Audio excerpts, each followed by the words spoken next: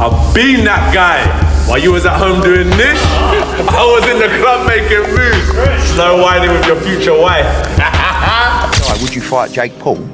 And there was... I wouldn't fight him, I'd bash him. Is he? Oh man, you look at Anthony Joshua, he looks like a superhero. Anthony Joshua talked to Jake Paul on Instagram Live after Paul challenged him to a fight. Joshua said he would fight him, but made it clear that he is focused on his own career. He also said he doesn't like to talk too much or argue. Joshua explained that he prefers action over words. Even though he recognized Paul's challenge, he stayed professional and avoided any drama, but he is open to settling things in the ring.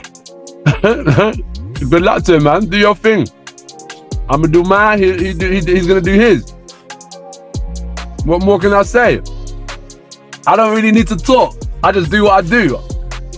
I'm not a talker like that. I'm not a talker.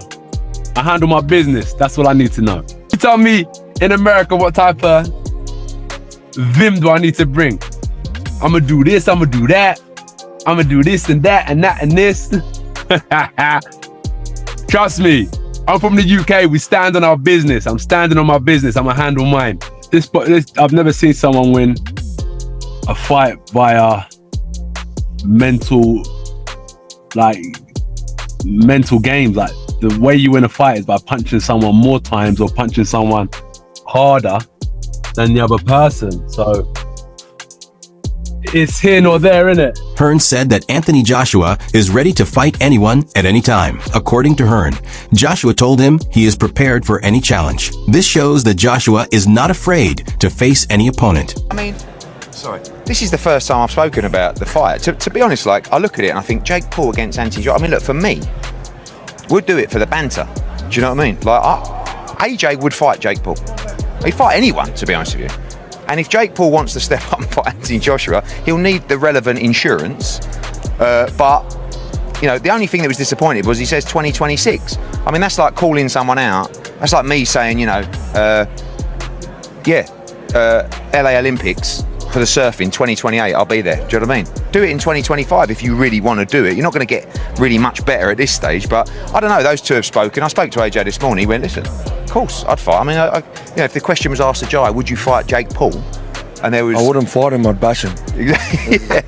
But he might do it. He might just do it. Hearn warned that fighting Joshua is very risky. He joked that anyone who wants to fight him should get insurance first. Joshua's power and skill make him a tough opponent, so anyone facing him must be fully prepared.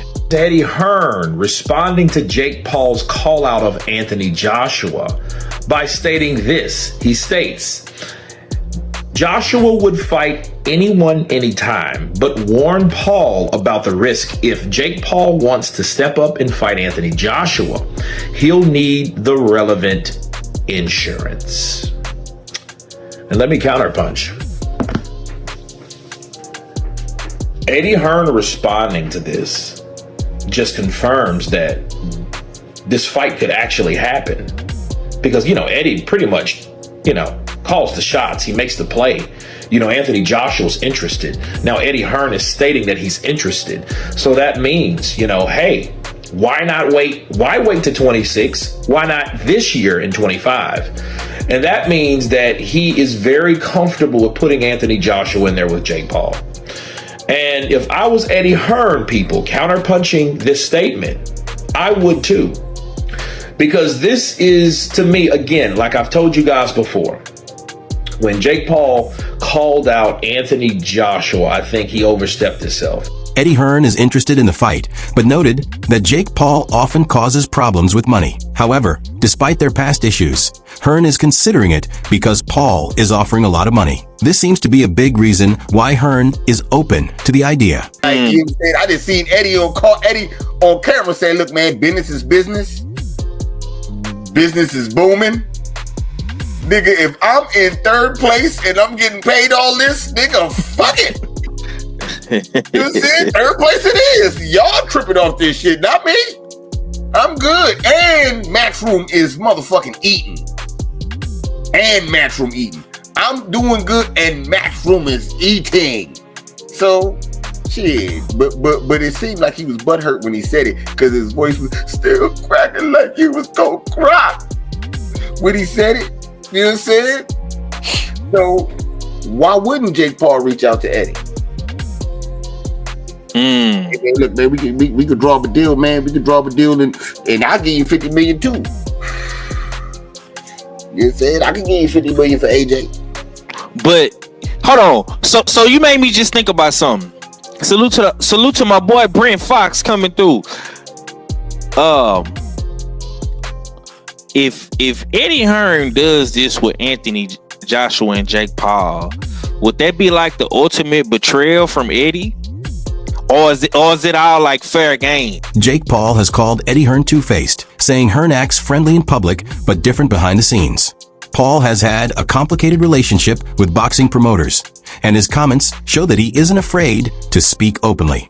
This adds more drama to the talks about a possible fight. And of course, Eddie Hearn is already preparing his excuse. Dude, he's preparing it. Yeah, that's what he does. He's a weasel. He's a snake. Snake guy right there. What do you mean he's a weasel? Man, I don't even know where to begin with him. But he's very two-faced. You know, I think off camera he's like on your side, like, mate, you do. I love what you're doing, actually, and like, I really respect it, and blah blah blah, and you're gonna take this a long way. And then the cameras come on, and he's like, "You're not that good," da da da, saying all. So he's selling. He's selling. Like a backhand. It's like a backhanded compliment. Yeah. Or a backhanded diss. Like the way he words it and shit. He's like, "Oh, you're average." Well, average isn't that bad. Well, Eddie, what if I called your wife average? You know what I'm saying? Like. Anthony Joshua has already faced some of the best boxers, including Oleksandr Usyk. Usyk, known for his great skill, defeated Joshua twice. These fights challenged Joshua and showed his toughness and willingness to fight top opponents. Once the belts were finally out of my possession, which I was expecting to win, it just kind of tore me apart. And that's raw emotion live on your screen. Obviously, looking back, could I have dealt with things better? Yeah, of course. But at the time, that wasn't the priority. It was just outpour of emotion. There are so many athletes we're seeing across gymnastics, cricket, rugby and football that have taken time out of their sport to deal with their mental health before coming back in. Did you at any point in that period think, I need to take an extended break away from boxing before coming back in? It wasn't the fact I needed to take a break. You know what it was? I actually watched a lot of like fighters, they've taken time out of the game for those reasons as well. And I think, okay, if they've done it, I should be doing it. But I got to look at myself as an individual. And what it is, I feel like if I take time out, I'm letting everyone catch up. And I want to be ahead of the game. Anthony Joshua continues to prove himself as a top fighter, staying focused on his career and ready for any challenge.